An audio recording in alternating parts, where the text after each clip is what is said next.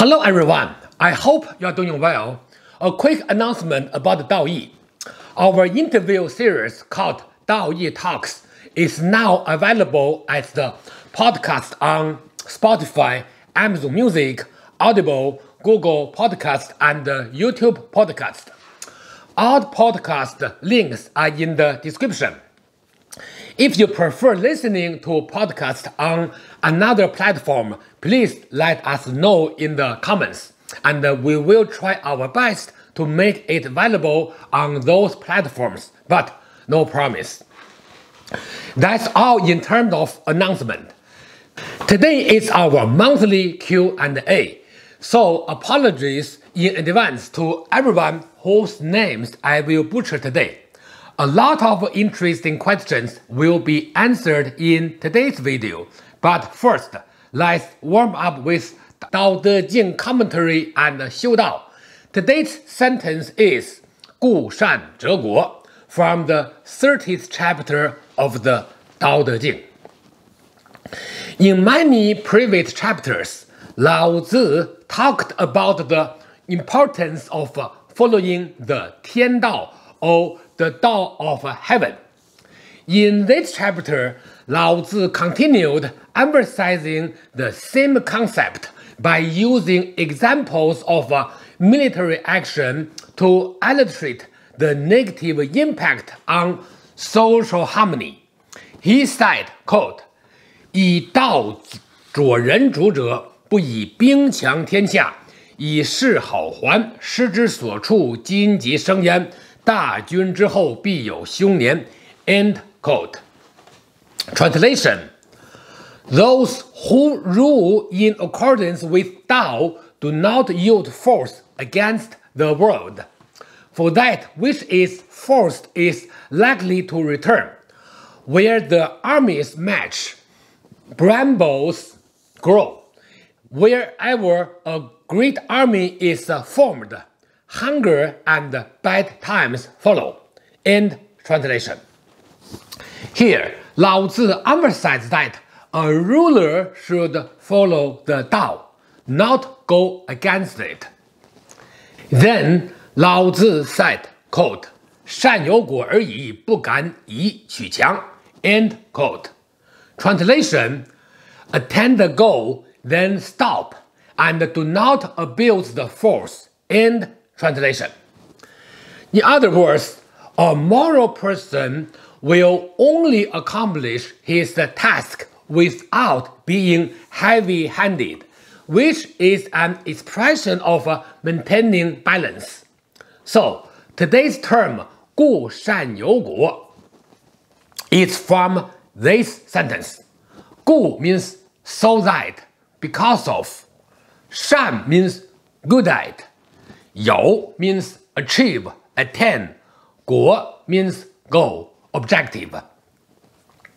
Put together, it means that a good commander attains the goal and then stops instead of taking extreme action. Another way to express the concept of Wu Wei in the military. Then Lao Tzu gave 5 pieces of advice on following the Ren Dao or the Dao of humans. Lao Tzu said, translated quote, attain your goal without boasting, attain your goal without bragging, attain your goal without pride, attain your goal without gain, attain your goal without violence. End translated quote. Here, Lao Tzu pointed out 5 specific behaviors in accordance with Tao.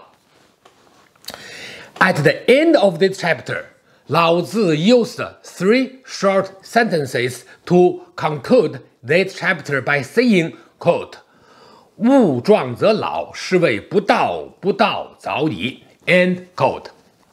Translation: Whenever anything reaches its peak, it starts to decline. Moreover, excessive use of force is not in accordance with the Tao. Anything that goes against the Tao soon comes to an end. End translation. In 修道 practice, the concept of 故善者果 has been used in guiding the practice of different levels of fire in the energy refinement process. For example, in the small circle energy refinement process or 小周天, to start the practice, the yang energy should rise up to a certain level, which should be strong enough to get rid of the yin part. At the same time, if the yang energy keeps rising without moderation, the elixir will get damaged. Excessive levels of yang energy rising experience violate the principle of Dao and hence should be managed correctly in the process. So, a practitioner should understand what the right level of yang energy is in order to take their practice to an ideal stage. So, understanding Shan and Guo in 修道 is important. You can see that in 修道 practice, even though we need to get rid of the yin part by working on strengthening the yang energy, the fire level still needs to be maintained in order not to exceed the right level. 修道 practice involves many steps that require handling two opposite approaches in order to find the balance between them. With that, let's get on with our Q&A. Questions answered in today's video include: first, Outlast, Fajin in different styles. Next, Ofer JRL, Silk Reeling and Peng Energy. Next, Ofer JRL, Peng Energy and others. Next, Ofer JRL, Dantian rotation. Next, Ofer JRL, Qi and Jing in Dantian. Next, Dara Murtagh, muscle training and internal style martial arts. Next, Barbie Bigs, Fajin in different techniques. Finally, Alexey, Panko, Xing as a fighting style. So, without any further ado, let's get started. Outlast asks, quote, is Xing Fajin distinct from Bagua and Tai Chi Fajin? Is it possible to do Xing Fajin in Bagua practice or Tai Chi Fajin in Xing practice? And is that a bad practice? End quote. Very good question. Thank you, Outlast. First of all, if we talk about the term Fajin or energy release, at the ultimate level, it is just the body's mechanical action to generate martial energy. When analyzing the term energy in the context of physics, they are all the same by nature. However, the impact of energy and the mechanism to generate different types of manifestations of energy impact is different. For example, in Xing, we have Mingjin, Anjin, and Huajin, or obvious energy, hidden energy, or neutralizing energy, which are used to describe different types of energy. There are also other terms to describe the different types of impact, such as penetrating energy, bouncing energy, and so on. Furthermore, each style has its own method of training Fajin or martial energy release. So, in the beginning, one should focus on the specific training method offered by the style itself instead of borrowing from other styles, or else Fajin will not be pure in terms of reflecting the characteristics of a style. So, it is not advised to practice Xing Fajin with the Tai Chi method and vice versa.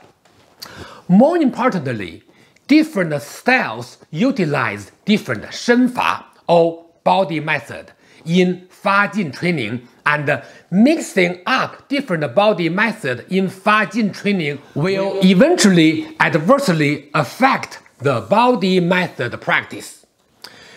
As I said before, Fajin actually is the practice of the body method. If you cannot have a good Fajin, it means your body method is wrong. I'm very happy to see that more and more people understand the importance of a Fajin in the internal styles practice compared to some people who refuse to admit the existence and usefulness of a Fajin due to their limited knowledge and experience. Again, Fajin has always been and will continue to be an important aspect of the internal styles and should not be ignored by any serious practitioner. Hope that answers your question, Outlast. Let's move on to the next one. Ofer JL asked a few questions which I will answer one by one. His first question, quote, "In your last video, you compared silk reeling energy to Peng energy by saying that they are different, and in Chen style, we use silk reeling energy. Yet, from all I know, Peng is mentioned as the most basic energy in all style and the root of all type of MA energies. Since from my training, I know that there is Peng in the silk reeling drills. Can you clarify what is the difference between silk reeling energy and Peng energy?" End quote. This is a very good question. In previous videos, I have mentioned that silk reeling energy is the name of the fundamental Tai Chi energy. However, when it comes to applying silk reeling energy, it has different types of manifestations. Typically, those 8 types of Tai Chi energy, commonly called Tai Chi 8 gate energy, Peng, Lui, Ji, An, Cai, Lie, Zhou, and Kao, are just the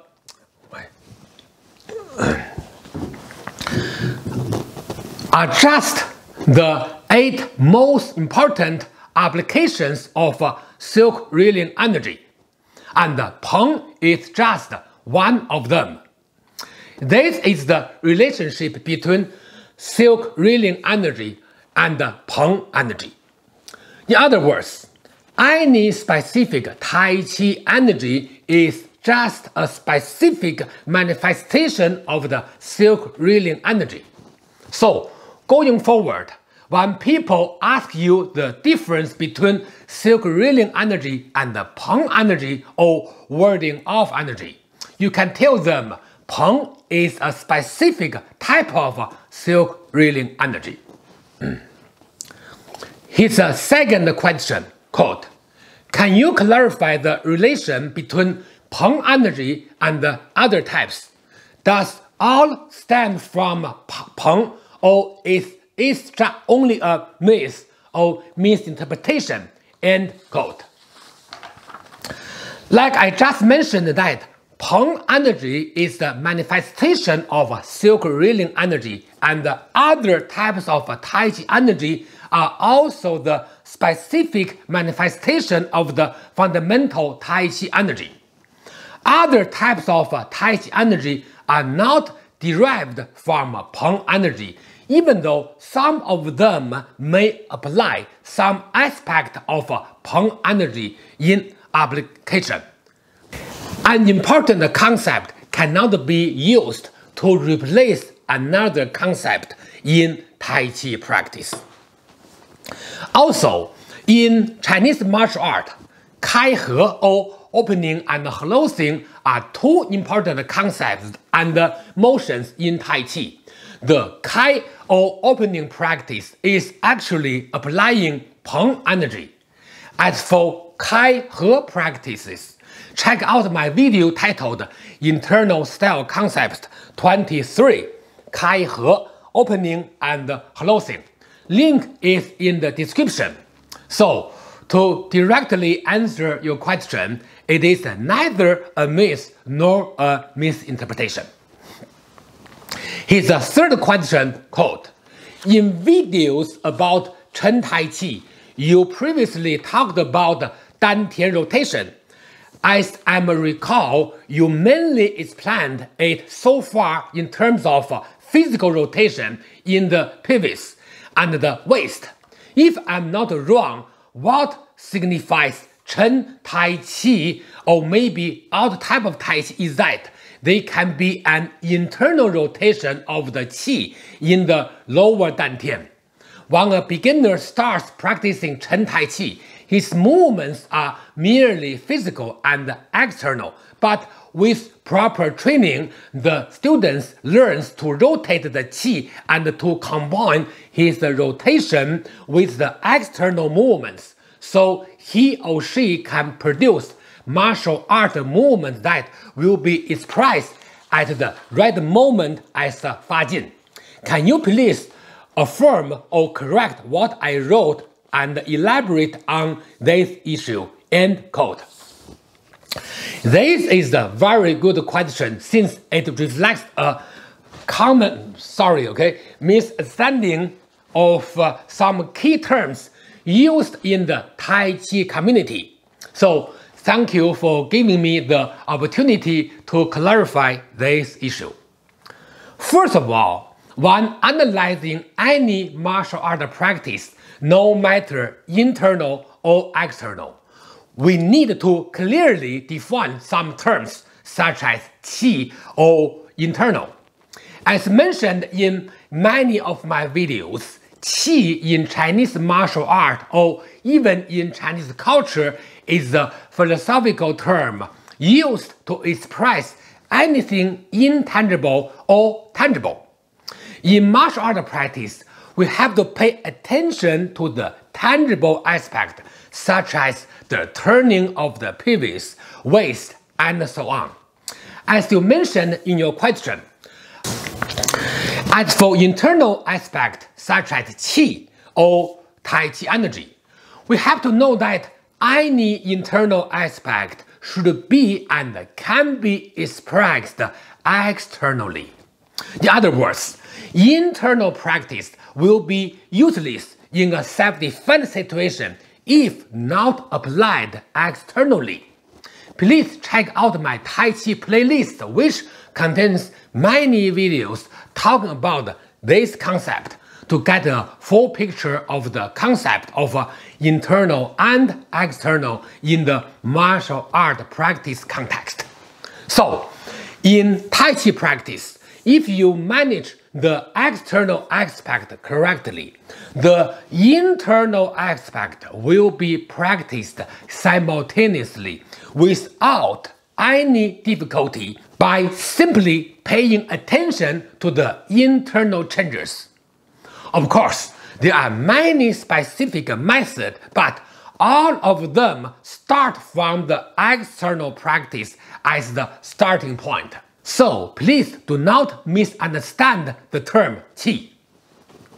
His fourth question, quote, there is a common saying in the internal martial arts and also in Nei Dan practice, sink the Qi to the lower Dantian. But there is also a common saying that Jing is the essence, is situated in the lower Dantian, and the Qi is situated in the middle Dantian, and the Shen is in the upper Dantian. So, if I train in Tai Chi or Nei Dan practice, I have both Jing and Qi in the lower Dantian. What is the relationship between Qi and Jing in the lower Dantian? I'm confused. Would you clarify the issue? End quote. This is a very common misunderstanding and confusion caused by those terms. In ancient times, the same terms were very often used to express different concepts. For example, the term energy had a totally different meaning in 内丹 or internal elixir practice and martial art practice such as Tai Chi. Let's take the term Tai Chi itself as an example. Tai Chi was originally a philosophical term, but later was adopted by Tai Chi practitioners as the name of a specific style of martial art. So, if you consider the term Tai Chi by itself, nobody can say for sure if it means Tai Chi, the philosophical term, or Tai Chi, the martial art style. As for the term sing the qi to the lower Dantian, well, there are three key terms in this simple sentence. They are think, qi, and Dantian. Without knowing the context, there's no way to know the specific meaning of the term. For example, if you are talking about Tai Chi, it is just a movement in which you stabilize yourself in terms of energy and body structure and calm down the mind to the lower Dantian area. But if you are talking about the 内丹 or internal elixir practice, then energy does not have to sink to the lower Dantian since energy is intangible and there's no way to think it. Other terms that you mentioned in the question such as Jing or essence should also be explained accordingly. So a specific term needs specific context for a precise explanation. I see cultural differences as being the reason for such confusion. Of course, native Chinese speakers may also find it difficult to correctly interpret those terms without sufficient training experience. Regardless, it is much easier for those who were raised in the Chinese cultural environment. I was born and raised in China and am fully aware of the challenges faced by the non-Chinese when it comes to understanding those topics. That's why it is no surprise to see some non-Chinese who live in China and speak the Chinese language still make a lot of linguistic and cultural mistakes, which is normal, and I'm the same when speaking English in Canada. The difference here is that both of us, meaning yourself, Ofer, JRL, and myself, do not pretend to be an expert in foreign knowledge. So, my proposed solution is to keep learning, thinking, and asking. With time, you will become an expert. Over JRL, thank you once again for asking interesting questions, and I hope my answers will clarify some important misunderstandings and confusions for you and for the community. Let's move on to the next one. Dara Murtagh made a comment on a small clip that I uploaded a few days ago on my Facebook page. In that video, I used a big tree branch to work on some body strengthening exercises. It was for fun originally, since I found a big tree branch in my backyard after a major thunderstorm. Instead of throwing it away, I decided to debark and recycle it as training equipment. Let's first check out the video clip. Okay.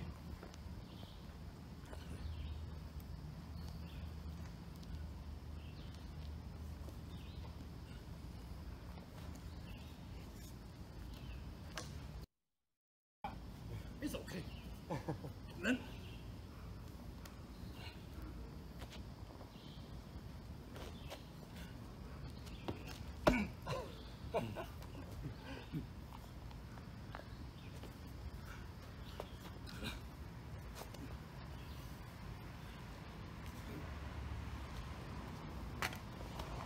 Good, thank you. Dara says, quote, "It seems to me that good martial artists are not weak, and especially internal martial art practitioners have a good muscular balance. Maybe a question for the monthly Q&A. I have heard of internal martial art advising against weight training and especially bodybuilding style training.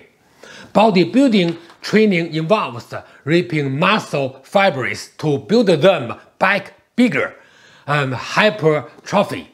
I think this is contrary to internal martial art balance and sensitivity, but more compound weight exercises like kettlebell swinging or Turkish get-ups, I guess are okay or good for internal martial art. And of course, weapons training is part of most internal martial art systems." End quote. Thank you, Dara. This is a very good question and also an age-old question in the community. I'm very happy to share my experience with it with the community. First of all, you are totally right that no serious martial art practitioner practicing the art for self-defense is weak. Their bodies are well built, at least when they are young. Many of them may look weak in their senior years due to loss of muscle mass, often caused by a lack of nutritional knowledge or related practices. No martial artist in their right mind, neither in the past nor today, and I'm sure nor in the future, would want to lose muscle mass and strength, since that is the basis of a strong body structure and logically a foundation for self-defense skill. Speaking from direct observation and conversations with practitioners of prior generations, in the old days, all good internal style martial artists utilized many different methods, both intentional and unintentional, to build their body strength. Those methods included but were not limited to weightlifting, heavy martial weapons training, and some two-person forms aimed at strengthening martial power. All of these activities can help a practitioner build and maintain essential muscle mass and strength. In the Chinese martial art training system, we do not focus on a single exercise that only aims to build muscle for aesthetic purposes. But body strengthening training is part of the overall training system in all the well-developed styles. The exactly practice vary from one style to another. As a result, the body's sensitivity is not compromised in the process of building a strong muscular structure. In the Chinese martial art community, a well-built body means a combination of strength and flexibility. So, dynamic training with some form of weights or resistance, which could be actually weights or martial weapons, is always the best solution. As mentioned many times in many prior videos, in the old days and even today, all the great martial artists paid special attention to strengthening muscular structure besides martial movement training. Of course, many of them trained this behind closed doors, but demonstrated their strength in public. This may have been a quote-unquote secret before, but it's not a secret anymore.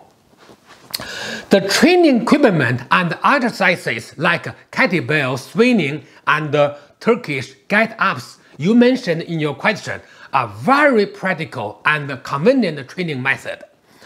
I did not know about them before moving to Canada, but some of my students mentioned them to me and I found them to be of great use in training martial strength. I hope my answer helps. Thank you once again for asking this question and giving me the opportunity to re-emphasize the importance of muscle training in martial art practice. Let's move on to the next one. Barbie Biggs says, quote, "Could you please explain energy, force, and speed when using gripping techniques, where the energy, speed, and power are generated from? Last week, you mentioned how to use the Mingmen when punching is the same for gripping, hooking, and grasping and locking. It would be nice to understand power, speed, and force in all three, also in Fajin used in any of the hookings, graspings, and lockings. Thank you for your attention." End quote. Hello, Barbie. You are very welcome to ask me questions, and I will try my best to answer them for you. It is a very good question, which deserves a dedicated video for sufficient explanation. For now, I will provide a brief answer here. Regarding the martial movements that you mentioned in your question, including gripping, hooking, grasping, and locking, they are specific martial techniques, which should be analyzed specifically. As for Fajin, any martial movement involving speed and strength can and should be analyzed based on Fajin. Fajin normally involves fast movement, but sometimes can be very subtle as well. Now, let's talk about these three key elements that you mentioned here: energy, force, and speed. Well, force alone will not have much impact on martial art practice, but when combined and integrated with speed will be a whole new ballgame. And force integrated with speed will generate power, which can be expressed by martial energy in martial art practice. That's how these terms are related in martial art practice. At the same time, we have to know that human body is a very complicated machine that just cannot be analyzed statically. In other words, we have to analyze the human body dynamically, especially when involving a self-defense situation. So, clarifying the meaning of each term, followed by identifying the relationship between them, and then finding a solution to maximize the martial impact in a dynamic way is a good approach to practice. So, thank you for asking this question, and I will make a dedicated video to elaborate on this topic in the future. I hope my brief answer makes sense for now. Let's move on to the final question for today. Alexey Panko asks, quote, "On what basis is Xing considered the best fighting style?" End quote. My initial response to this was, quote, "I would like to know who made this statement first, or where did you hear about it?" End quote. I haven't yet received a response at the time of shooting this video. Regardless, I'd like to share my opinion on this type of question. First of all, I always believe that it is not the style that makes a practitioner great, but the practitioner that makes a style great. At the same time, a great style can help more people reach their training goals in a comparatively short period of time. For example, Xing is one of them based on my own observation as well as many other people's statements. But to say that Xing is considered the best fighting style, well, that is simply a blanket statement, which I do not agree with. Any style has its advantages, and it depends on the practitioners to take advantage of the style's characteristics. Normally, I refuse to comment on blanket statement, but since you asked me about it, I felt it was a good opportunity to make myself clear on such issues. So, thank you for asking this question, Alexey, and I hope I have answered it. That brings us to the end of today's video. Thank you all for once again for all the interesting questions, and I hope my answers were informative. As always, I look forward to more questions from the community, so please do not hesitate to send them my way. Thank you for watching, see you next time, and enjoy your practice.